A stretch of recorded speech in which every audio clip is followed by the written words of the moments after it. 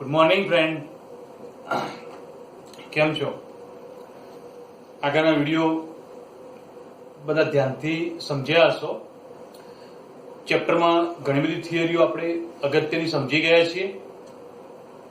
Last time જે theory આપણે સમજ્યા હતા, જે ઉત્કલન બિંદુમાં ઉન્નયનનો ટોપિક હતો, પરીક્ષા માટે અગત્યનો ટોપિક, સમજવા માટે પણ અગત્યનો. હવે એક કોયડો લઈશું, એના ઉપર આધારિત, ઉત્કલ બિંદુમાં ઉન્નયન ઉપર આધારિત છે, જે આપણી બુકમાં કોયડો 2.7 છે. હવે એની રકમ આ છે 18 ગ્રામ ગ્લુકોઝ, જેનું સૂત્ર C6H12O6 છે, બધા જાણીએ જ છીએ. 1 કિલોગ્રામ પાણીમાં ઓગાળેલો છે. ગ્લુકોઝને 1 કિલોગ્રામ પાણીમાં ઓગાળેલો છે.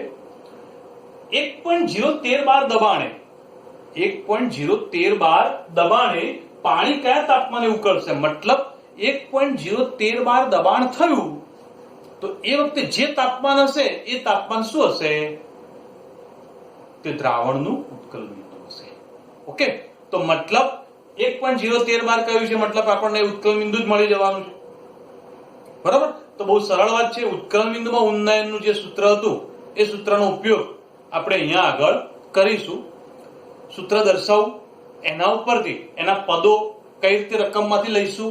બરોબર, ધ્યાન આપજો. બગા, કોઈ પણ કોયડો સોલ્વ કરતા હોઈએ ત્યારે એની અંદર કેટલીક બાબતો આપણા મગજમાં ક્લિયર હોવી જોઈએ. કઈ? તો રકમ વાંચ્યા પછી એને ગણવા માટે કયું સૂત્ર વાપરીશું, એ સૂત્રમાં જે પદો આપ્યા છે એને અંદર કિંમત મૂકવા માટે બધી કિંમતો ક્યાંથી લાવીશું, રકમમાંથી અથવા બીજી રીતે, એ પણ અગત્યનો મુદ્દો છે. અને ત્યાર પછી આવો કેલ્ક્યુલેશન. જો આટલા પોઈન્ટ બરોબર ક્લિયર થઈ જાય તો કોઈ પણ કોયડો સોલ્વ કરી શકીએ. ઓકે, તો હવે delta TB is equal to KB into M. હવે આપણી રકમમાં ક્યાંય મોલાલિટીનો ઉલ્લેખ કર્યો નથી, મતલબ દ્રાવ્ય અને દ્રાવકનું વજન આપેલું છે, તો મોલાલિટીની જગ્યાએ આખું સૂત્ર વજન વાળું મૂકી દઈએ. તો એક સ્ટેપ આગળ વધારીએ તો delta TB is equal to KB ગુણ્યા મોલાલિટીની જગ્યાએ એનું સૂત્ર મૂકી દઈએ છીએ. ધ્યાન આપજો, 1000 W2 છેદમાં M2 W1. બધા પદો તમારા માટે ક્લિયર જ હશે, તો એકવાર ધ્યાન આપો. બગા, ડેલ્ટા ટીબી નો મતલબ શું છે?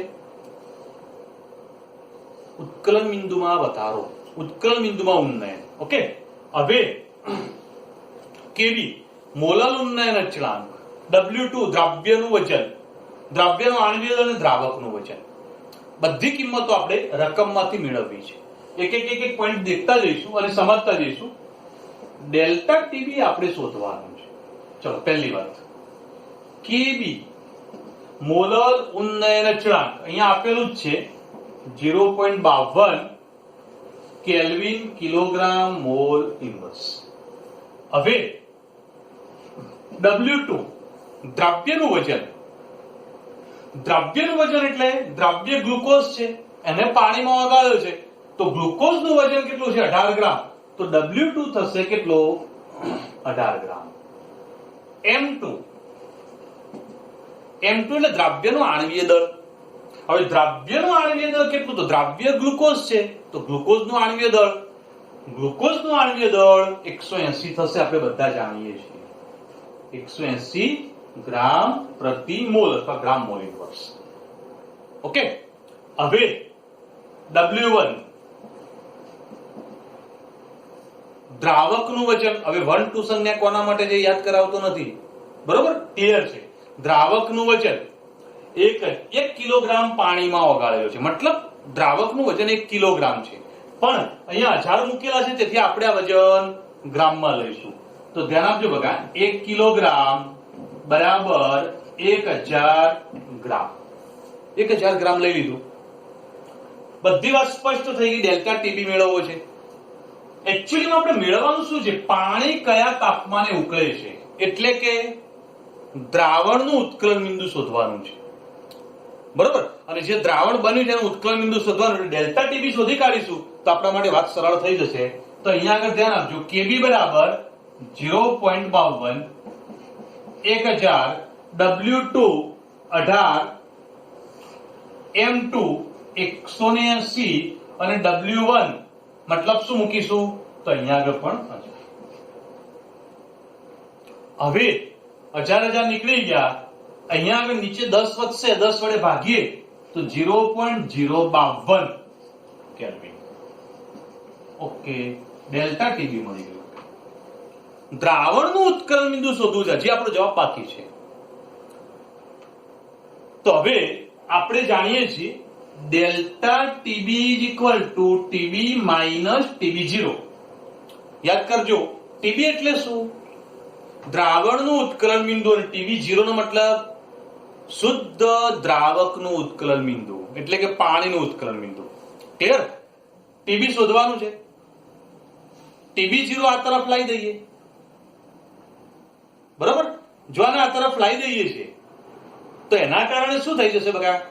તો પ્લસ થઈ જશે. તો હવે TB is equal to delta TB plus ટીબી0.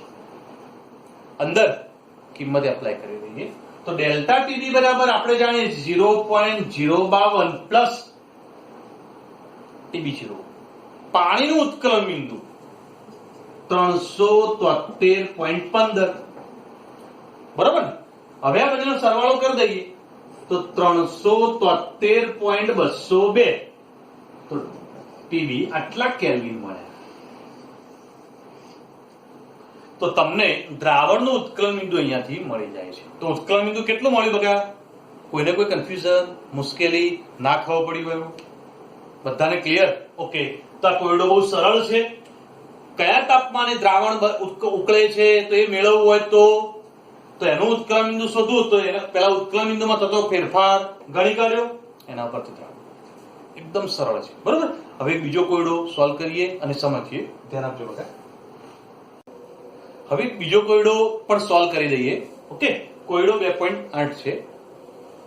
રકમ પહેલા સમજી લઈએ. બેન્ઝીનનું ઉત્કલન બિંદુ 353.23 કેલ્વિન છે. મતલબ બેન્ઝીન દ્રાવક છે અને દ્રાવકનું ઉત્કલન બિંદુ આટલું છે. જ્યારે એમાં 1.80 ગ્રામ અબાષ્પશીલ દ્રાવ્ય પદાર્થ ઉમેર્યો બેન્ઝીનમાં. ઓકે, 90 ગ્રામ બેન્ઝીનમાં ઓગાળવામાં આવ્યું ત્યારે ઉત્કલન બિંદુ વધીને 354.11 કેલ્વિન થયું. કોનું? બેન્ઝીનનું.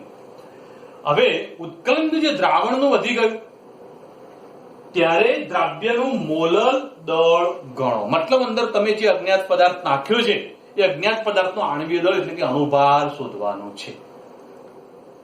હવે સૂત્ર દર્શાવીએ. Delta TB is equal to KB 1000 W2 M2 W1. હવે જે આગળ સૂત્ર લખ્યું છે એમાં મેં કેબી લખીને પછી એમ લખ્યું હતું અને પછી આ સૂત્ર લખ્યું. પણ જો આની જ જરૂર હોય તો સીધું જ આ સૂત્ર દર્શાવી દો, એમ વાળું લખવાની કોઈ જરૂર નથી. ઓકે, હવે આની અંદર શોધવાનું શું છે તો વિચારો બગા. દ્રાવ્યનું મોલર દળ. દ્રાવ્યનું મોલર દળ એટલે આણ્વીય દળ, અણુભાર. જો દ્રાવ્યનો અણુભાર શોધો તો આખા સૂત્રમાં અણુભારની સંજ્ઞા કઈ છે? M2 છે. ઓકે, તો M2 શોધવું છે તો બાકીના બધા પદો આપણને આપ્યા છે કે નથી આપ્યા પહેલા એનું જોવું પડશે. ઓકે, ડેલ્ટા ટીબી જે છે એ નથી, તો પહેલા ડેલ્ટા ટીબી ગણતરી કરી દઈએ. તો અહીંયા આગળ સાઈડમાં એનું કેલ્ક્યુલેશન કરી દઈએ. Delta TB is equal to TB minus TB. ધ્યાન આપજો બગા, ડેલ્ટા ટીબી બરાબર ટીબી માઇનસ ટીબી0. હવે ટીબી એટલે દ્રાવણનું ઉત્કલન બિંદુ. બેન્ઝીનમાં પદાર્થ ઓગાળવાથી ઉત્કલન બિંદુ આટલું થયું, આ દ્રાવણનું છે. અને જો એ દ્રાવણનું ઉત્કલન બિંદુ હોય તો 354.11 માઇનસ શુદ્ધ દ્રાવકનું ઉત્કલન બિંદુ એટલે બેન્ઝીનનું 353.23. બંનેનો ડિફરન્ટ લઈ લઈએ. આ બંનેનો ડિફરન્ટ 0.88 આવશે.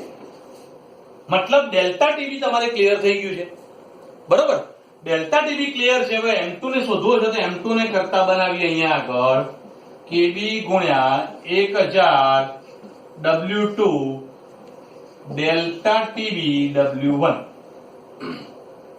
ઓકે, હવે કેબી જે છે એની કિંમત અંદર એપ્લાય કરી દઈએ. તો ધ્યાન આપજો બગા કે કેબી બરાબર શું છે? આપેલું છે 2.53. 1000 W2 એટલે દ્રાવ્યનું વજન તમે કે દ્રાવ્ય કેટલો નાખ્યો છે? 1.80 ગ્રામ અજ્ઞાત દ્રાવ્ય જે અબાષ્પશીલ છે, અને આવો પદાર્થ નાખ્યો એટલે એનું મૂલ્ય 1.80 છેદમાં ડેલ્ટા ટીબી આપણે મેળવી લીધું એ 0.88 અને W1 90 ગ્રામ બેન્ઝીન એટલે કે 90 આવશે. ઓકે, તો હવે અજ્ઞાત પદાર્થનો આણ્વીય દળ અહીંયા આગળ આપણે કેલ્ક્યુલેટ કરી શકીએ છીએ. આનો જવાબ તમારા ઉપર છોડું છું, બરાબર? તો આનો જવાબ જે પણ આવે કેલ્ક્યુલેટ દ્વારા ક્લિયર કરી દેજો, બરાબર? અને આણ્વીય દળ છે તેથી તેનો એકમ ગ્રામ પ્રતિ મોલ અથવા ગ્રામ મોલ ઇન્વર્સ લખો, સેમ વાત છે. ઓકે બકા, તો બહુ સરળ અને ઇઝીલી ક્લિયર થઈ જાય એવો કોયડો છે. કેલ્ક્યુલેશન કરી દેજો, ક્લિયર કમ્પ્લીટ. હવે એક અગત્યની થિયરી તરફ જઈ રહીશું, એના પછીના ટોપિકની ચર્ચા કરીએ. હવે મિત્રો એક બીજી અગત્યની થિયરીને સમજવાનો પ્રયત્ન કરીએ કે જેની અંદર ઠાર બિંદુમાં અવનયનની થિયરી છે. ઠાર બિંદુમાં અવનયનની થિયરી સમજીએ, આ પણ ખૂબ જ અગત્યનો ટોપિક છે. તો અહીંયા આગળ ઠાર બિંદુમાં અવનયન, પહેલી વાત આવશે કે ઠાર બિંદુ એટલે શું? તો ઠાર બિંદુની વ્યાખ્યા સમજી લઈએ. જે તાપમાને, ઠાર બિંદુની વ્યાખ્યા સમજીએ, ધ્યાન આપજો બકા, કે જે તાપમાને કોઈ પણ પ્રવાહીનું બાષ્પ દબાણ, કોઈ પણ પ્રવાહી જે છે એનું બાષ્પ દબાણ તેની ઘન કલાના બાષ્પ દબાણને સમાન થાય તો તે તાપમાનને તેનું ઠાર બિંદુ કહે છે. મતલબ કે જે પ્રવાહીનું ઠાર બિંદુ કહે છે. ઓકે, હવે સમજીએ બગા અને ક્લિયર કરીએ કે ઠાર બિંદુ માટે આ વ્યાખ્યા આપી, દ્રાવણનું ઠાર બિંદુ કેવી રીતે નક્કી કરીશું? તો ધ્યાન આપો, દ્રાવણ ત્યારે જ ઠરે છે, દ્રાવણ ત્યારે જ ઠરે છે કે જ્યારે તેનું બાષ્પ દબાણ શુદ્ધ ઘન દ્રાવકના બાષ્પ દબાણને સમાન થાય છે. દ્રાવણ ક્યારે ઠરશે? એ દ્રાવણનું બાષ્પ દબાણ એ શુદ્ધ ઘન દ્રાવકના બાષ્પ દબાણને સમાન થઈ જાય તો દ્રાવણ ઠરી ગયું કહેવાય. અને એ વખતે જે તાપમાન હોય એ તાપમાનને તેનું ઠાર બિંદુ કહેવાય. બોલો, હવે વાક્ય રચના ક્લિયર થાય છે? હજુ પણ આ જ થિયરીમાં આગળ એક આલેખ દોરીને વાત ફરીથી સમજાવીશ, ધ્યાન આપજો બકા. હવે આપણે રાઉલ્ટના નિયમમાં આગળ વાત કરી ગયા છીએ, અને રાઉલ્ટના નિયમની ચર્ચા આગળ થઈ ગઈ હોય તેની વાત સમજીએ, એકવાર ફરીથી યાદ કરીએ. કોઈ પણ બાષ્પશીલ દ્રાવકમાં અબાષ્પશીલ દ્રાવ્ય પદાર્થ ઉમેરી અને દ્રાવણ બનાવવામાં આવે તો બનતા દ્રાવણના બાષ્પ દબાણમાં શું થાય? ઘટાડો થશે. અને બાષ્પ દબાણમાં ઘટાડો થાય તો તેને શું કહેવામાં આવે છે? તો ઠાર બિંદુમાં અવનયન કહે છે. કેમ? કારણ કે બાષ્પ દબાણ ઘટ્યું તેથી દ્રાવણનું ઠાર બિંદુ પણ ઘટે છે. અને જો ઠાર બિંદુ ઘટે તો ઠાર બિંદુમાં અવનયન ડેલ્ટા ટીએફ કહે છે. ડેલ્ટા ટીએફ, એફ એટલે ફ્રીઝિંગ પોઈન્ટ, અને ફ્રીઝિંગ પોઈન્ટ જે છે એના પરથી એફ લીધેલો છે. ઓકે, અને ફ્રીઝિંગ પોઈન્ટ એટલે ઠાર બિંદુ છે. ઓકે, હવે ધ્યાન આપો બગા, આની વાત જે કરી એના ઉપરથી સ્પષ્ટ રીતે સમજીએ કે પાણી હોય એનું ઠાર બિંદુ કેટલું? તો 0 સેલ્સિયસ. એમાં જો તમે ખાંડ નાખો તો ઠાર બિંદુમાં શું થશે? ઘટાડો થાય છે. કેમ? કારણ કે બાષ્પ દબાણ ઘટે છે, અને બાષ્પ દબાણ ઘટે તો ઠાર બિંદુ પણ ઘટશે. ઓકે, તો આ વાત ધ્યાન આપજો બગા અને સમજજો. હવે ઠાર બિંદુમાં થતા ઘટાડાની વાત કરીએ તો દ્રાવકમાંથી દ્રાવણ બને ત્યારે ઠાર બિંદુ ઘટે તો ઠાર બિંદુમાં થતો આ ફેરફાર કેટલો હોય? તો હવે એની ચર્ચા કરીશું. તો ધ્યાન આપો, શુદ્ધ દ્રાવકનું ઠાર બિંદુ એની સંજ્ઞા લખીશું TF0. શુદ્ધ દ્રાવકના ઠાર બિંદુની સંજ્ઞા TF0. હવે અહીંયા આગળ લઈએ દ્રાવણનું ઠાર બિંદુ, તો એને આપણે સંજ્ઞા લઈશું TF. પ્રત્યેક વાર હવે દ્રાવણનું ઠાર બિંદુ TF છે. હવે વાત મને કહો બગા, વિચારો કે દ્રાવકમાંથી દ્રાવણ બને તો ઠાર બિંદુમાં શું થાય? ઘટાડો થાય. તો હવે મને કહો કે દ્રાવક અને દ્રાવણ બેમાંથી કોનું ઠાર બિંદુ ઊંચું હશે? દ્રાવક. દ્રાવણ બને ત્યારે ઠાર બિંદુ ઘટે છે, તેથી ઠાર બિંદુમાં થતો ફેરફાર લેવો હોય ડેલ્ટા ટીએફ, તો જેનું મૂલ્ય મોટું હોય પહેલા લખાય. તો અહીંયા આગળ TF0 માઇનસ TF આ સૂત્ર બનશે.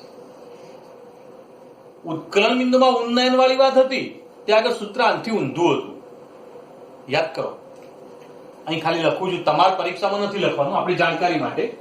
Delta TB is equal two TB minus TB0.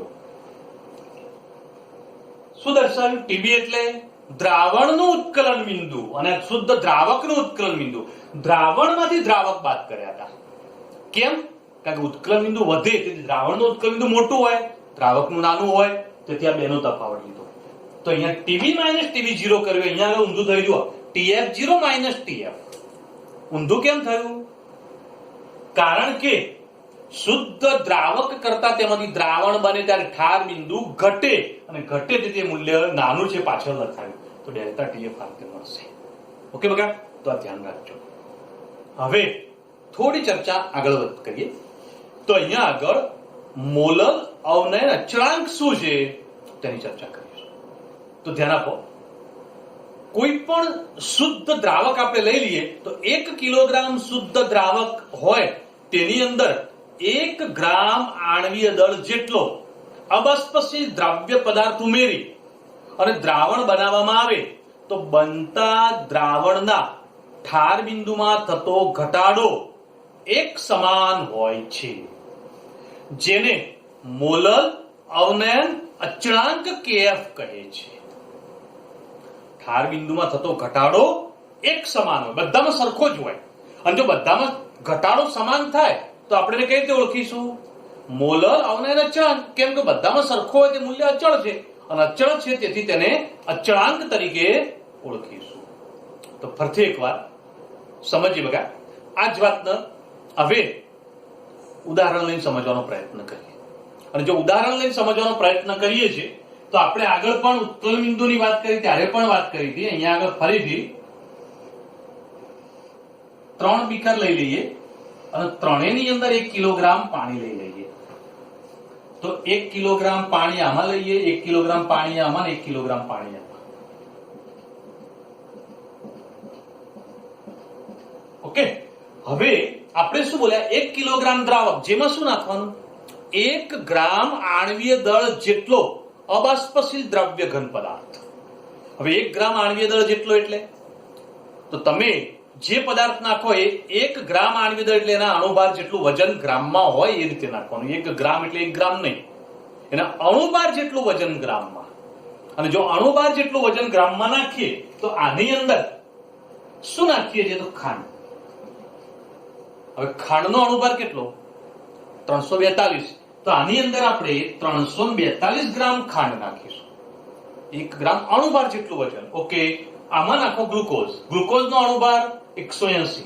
તો 180 ગ્રામ ગ્લુકોઝ.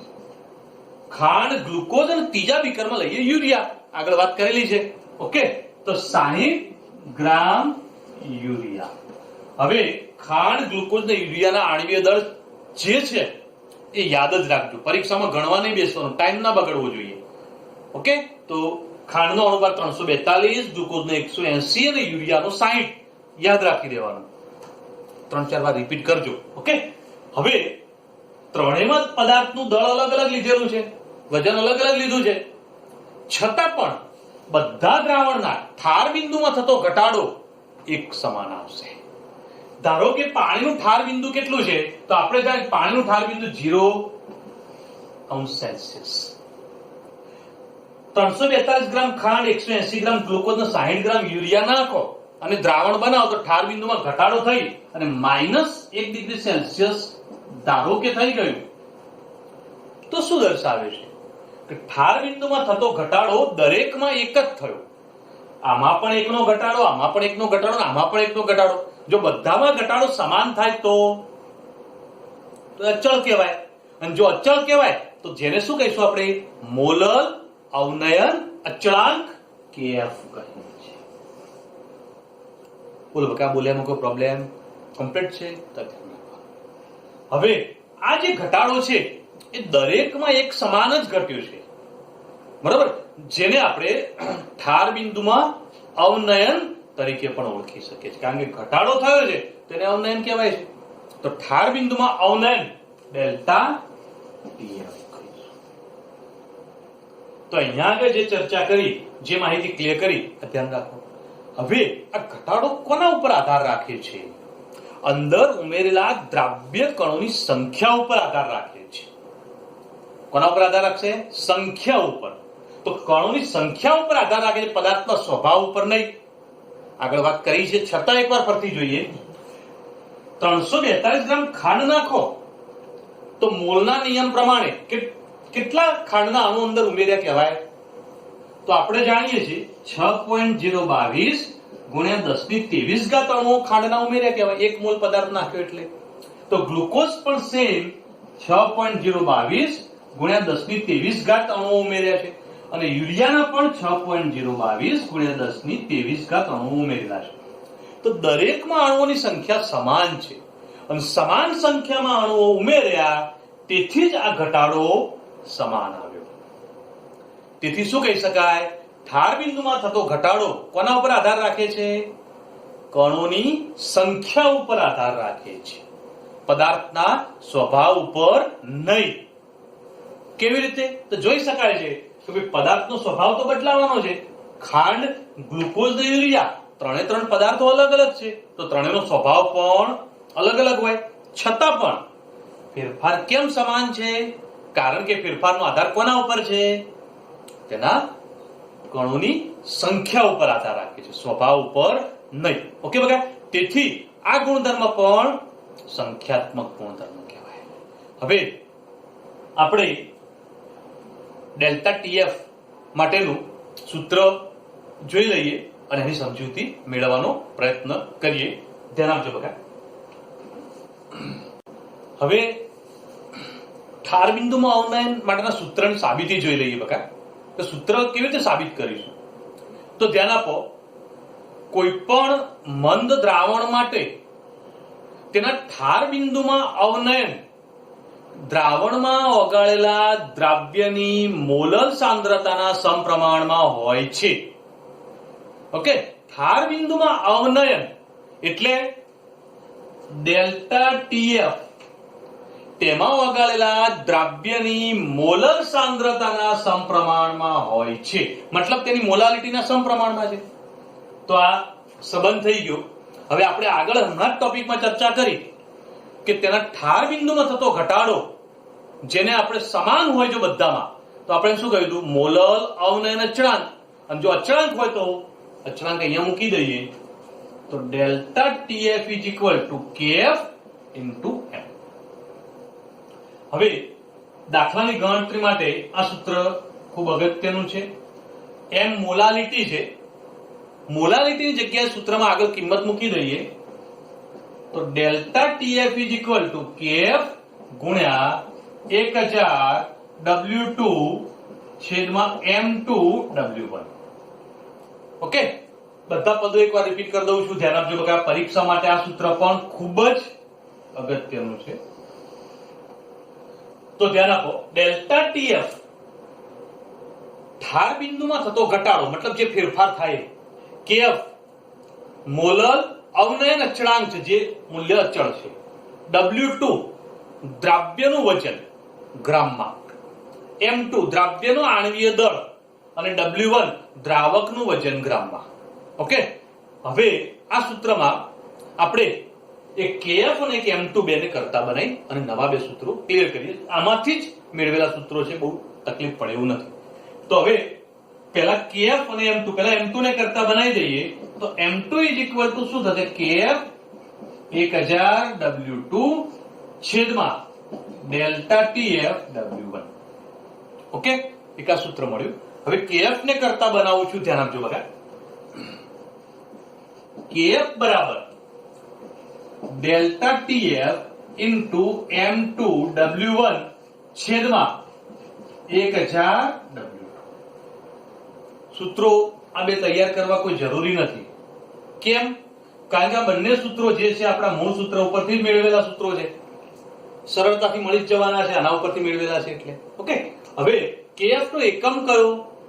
તો kb નો એકમ મેળવ્યો તો સેમ એ રીતે kf નો એકમ. ઓકે, તો ધ્યાન આપજો બગા.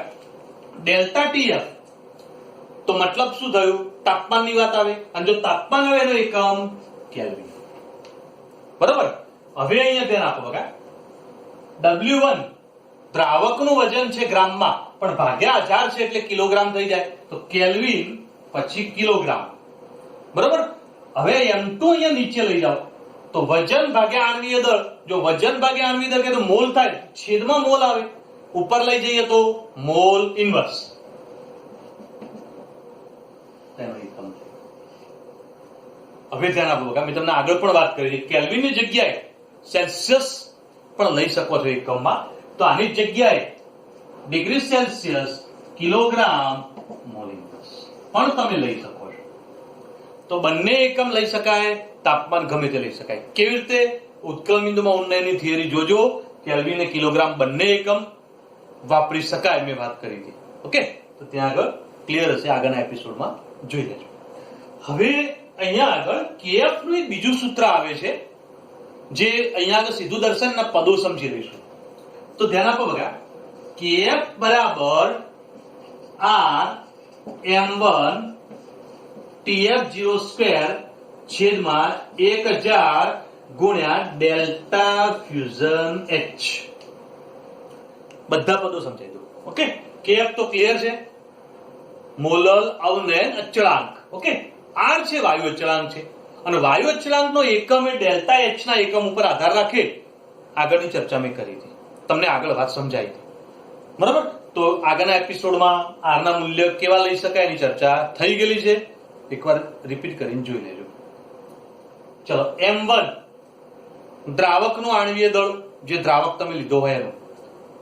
tf0 શુદ્ધ દ્રાવકનું ઠાર બિંદુ, એનો સ્ક્વેર કરી દીધો છે. અને અહીંયા આગળ છે ડેલ્ટા ફ્યુઝન h. ફ્યુઝન એટલે ઠારણની ક્રિયા છે.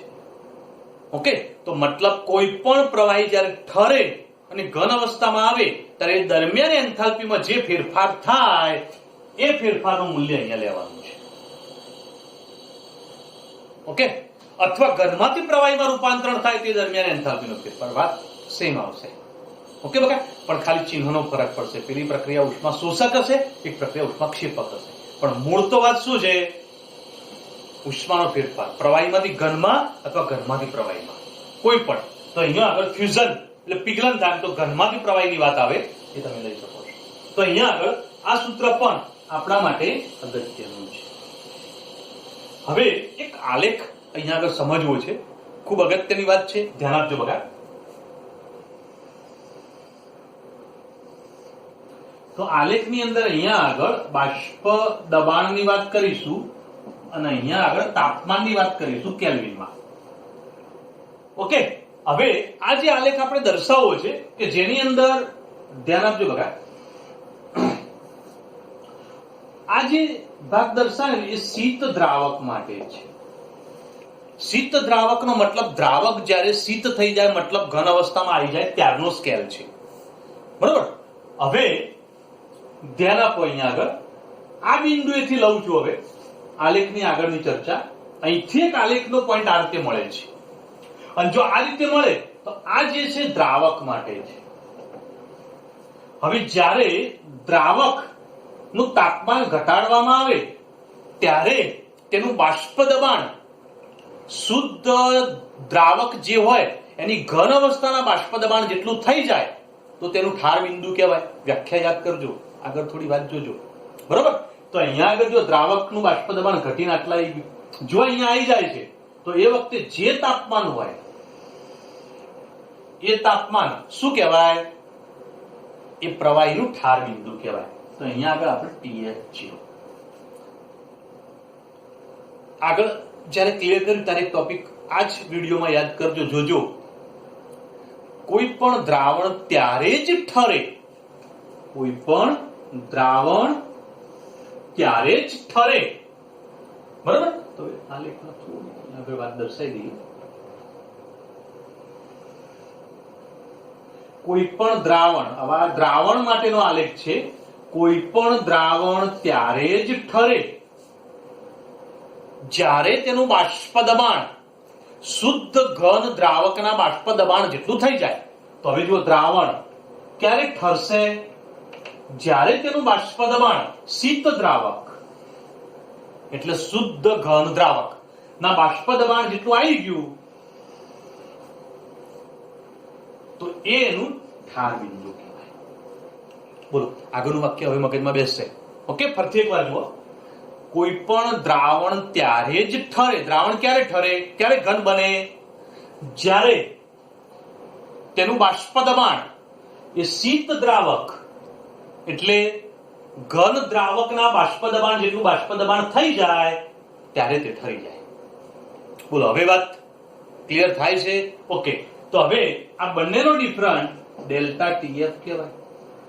તો ડેલ્ટા ટીએફ ની વાત હમણાં જ કરી હતી. ડેલ્ટા ટીએફ બરાબર શું થાય? તો અહીંયા આગળ આપણે TF0 - TF લઈ શકીએ છીએ. ઓકે બકા, તો આલેખની સમજૂતી મેળવી ગયા, સૂત્રની સાબિતી પણ ક્લિયર કરી ગયા. તો ધ્યાન રાખજો અને સમજજો.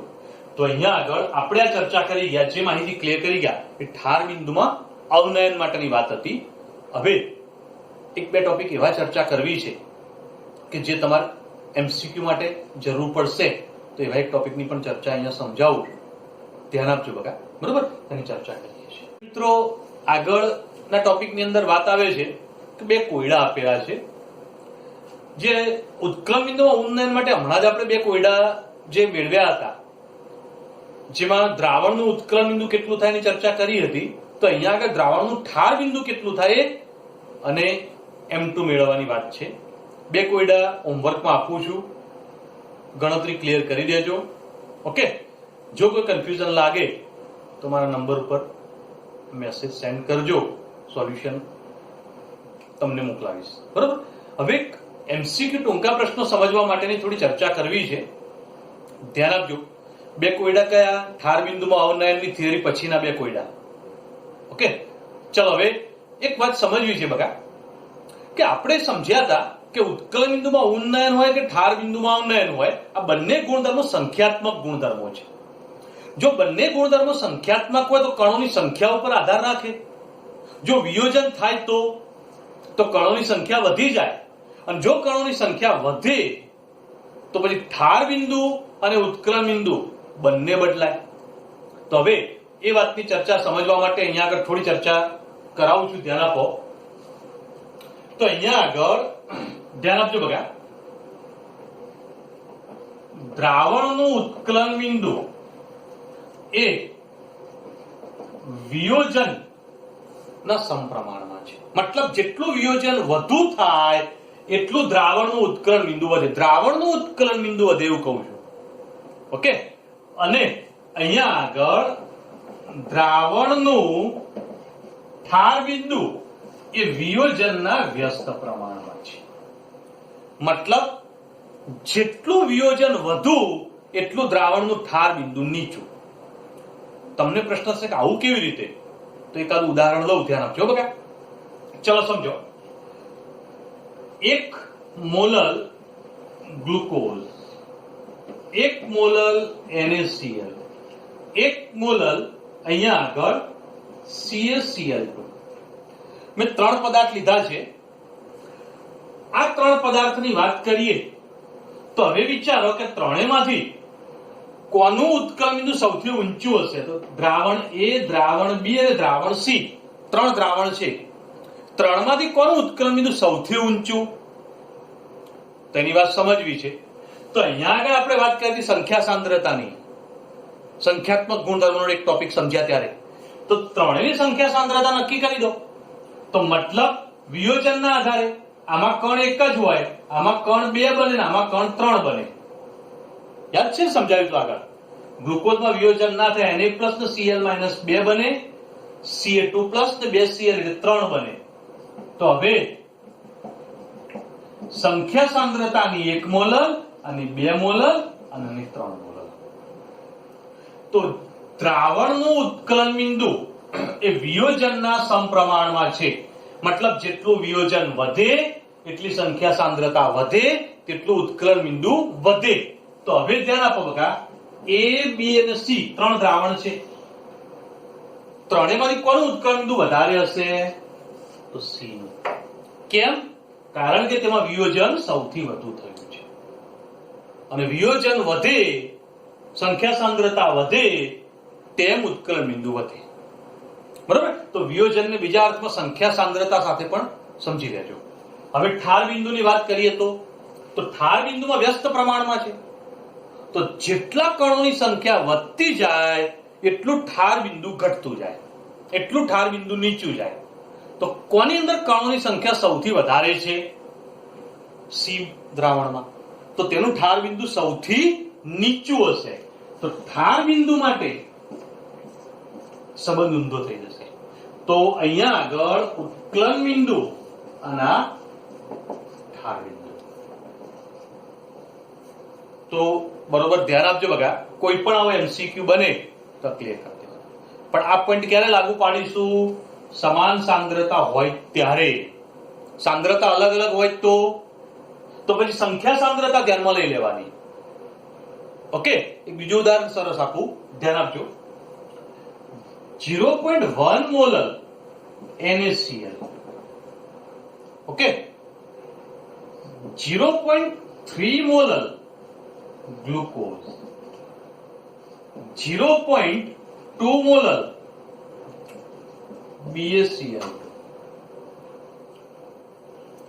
હવે આ જે બધા આપેલા દ્રાવણ છે, બીજું એક દ્રાવણ લે 0.1 મોલર, અહીંયા આગળ લઈએ AlCl3. તો તમને કે ભાઈ કોનું ઉત્કલન બિંદુ, કયા દ્રાવણનું ઉત્કલન બિંદુ સૌથી ઊંચું હશે ચારમાંથી? જો એવું નક્કી કરવું હોય તો તમારા ચારે ચાર માટે એની સંખ્યા સાંદ્રતા જ લઈ લેવાની. સંખ્યા સાંદ્રતામાં આની અંદર બે આયન બન્યા તો 2 ગુણ્યા 0.1 0.2 મોલર. ચલો, આની સંખ્યા સાંદ્રતા 0.2. ગ્લુકોઝમાં 1 ગુણ્યા 0.3 તો સંખ્યા સાંદ્રતા 0.3 મોલર. BaCl2 માં કેટલા છે? 3 ગુણ્યા 0.2 તો 3 દુ છે 0.6 મોલર. ઓકે, અને આમાં 0.1 સોરી પેલા આયન લઈએ, 4 ગુણ્યા 0.1 તો 0.4 મોલર. હવે મને કહો સંખ્યા સાંદ્રતા બધામાં કોની સૌથી વધુ આવી? તો BaCl2 ની. BaCl2 ની સંખ્યા સાંદ્રતા વધારે આવી તો એના કારણે સૌથી વધુ ઉત્કલન બિંદુ BaCl2 હશે. અહીંયા આગળ એકલું આયનીકરણ નથી જોવાનું, એકલું વિયોજન જોઈએ તો LCl3 નું સૌથી વધારે થાય, પણ સાંદ્રતા પણ જોવાની અને સંખ્યા સાંદ્રતા મેળવવાની. મતલબ એની મૂળ સાંદ્રતા સાથે આયનોની સંખ્યાને ગુણી દેવાના અને જે જવાબ મળે એના ઉપરથી નક્કી કરવાનું. ઓકે બગા, તો કેટલીક રેફરન્સ બુકની એની અંદર એમસીક્યુ આપ્યા હોય તો હવે એમસીક્યુ સોલ્વ કરવાનો પ્રયત્ન કરજો, તો મેં જે ટોપિક સમજાવ્યો એ ક્લિયર થશે. ઓકે, તો ધ્યાન આપજો. ફરીથી એકવાર, બે આયનો છે તો બે ને તેની મૂળ સાંદ્રતાએ ગુણી દેવાના. આમાં એક પણ આયન નથી તો એકને મૂળ સાંદ્રતાએ ગુણ્યા, આમાં 3 આયન હતા તો 3 ને મૂળ સાંદ્રતાએ ગુણ્યા, અને 4 હતા તો 4 ને મૂળ સાંદ્રતાએ ગુણ્યા, અને પછી જે સાંદ્રતા મળે એમાં જે સૌથી વધારે એના આધારે કોનું ઉત્કલન બિંદુ સૌથી ઊંચું નક્કી કરવા. ઓકે બગા, તો ધ્યાન રાખજો. એમસીક્યુ માટે ખૂબ જ અગત્યનો ટોપિક રહેશે. આવા એમસીક્યુ ઘણી બધી વખત બોર્ડમાં, ગુજકેટમાં, નીટ અને જીમાં પણ પૂછાયેલા ટોપિક છે. ઓકે, તો આગળની ચર્ચા એક નવો સંખ્યાત્મક ગુણધર્મ સાથે કરીશું. Okay, good day.